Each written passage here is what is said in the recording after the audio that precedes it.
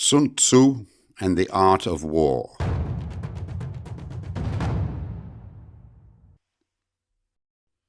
Chapter 5. Energy. Sun Tzu said, "The control of a large force is the same principle as the control of a few men. It is merely a question of dividing up their numbers." Fighting with a large army under your command is nowise different from fighting with a small one.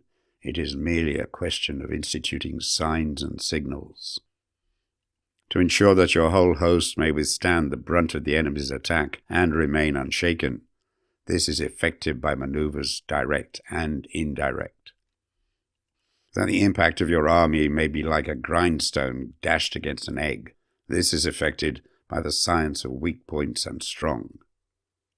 In all fighting, the direct method may be used for joining battle, but indirect methods will be needed in order to secure victory.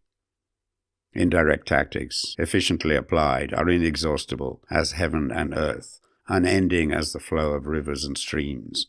Like the sun and moon, they end, but to begin anew. Like the four seasons, they pass away to return once more. There are not more than 5 musical notes, yet the combinations of these 5 give rise to more melodies than can ever be heard. There are not more than 5 primary colors, blue, yellow, red, white, black. Yet in combination they produce more hues than can ever be seen. There are not more than 5 cardinal tastes, sour, acrid, salt, sweet, bitter. Yet combinations of them yield more flavors than can ever be tasted.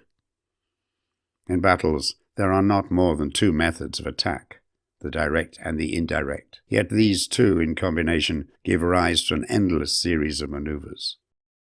The direct and the indirect lead on to each other in turn. It is like moving in a circle. You never come to an end.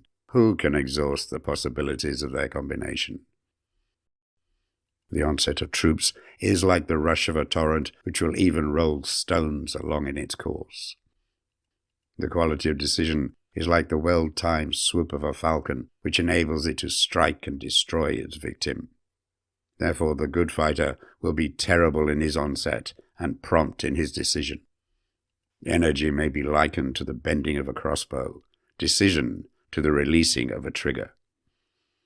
Amid the turmoil and tumult of battle, there may be seeming disorder, and yet no real disorder at all.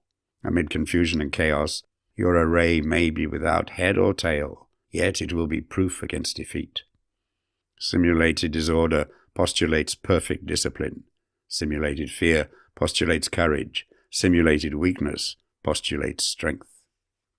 Hiding order between the cloak of disorder is simply a question of subdivision. Concealing courage under a show of timidity presupposes a fund of latent energy. Masking strength with weakness is to be effected by tactical dispositions. Thus, one who is skillful at keeping the enemy on the move maintains deceitful appearances according to which the enemy will act. He sacrifices something that the enemy may snatch at. By holding out baits, he keeps him on the march. Then, with a body of picked men, he lies in wait for him. The clever combatant looks to the effect of combined energy and does not require too much from individuals. Hence his ability to pick out the right men and utilize combined energy. When he utilizes combined energy, his fighting men become, as it were, like unto rolling logs or stones.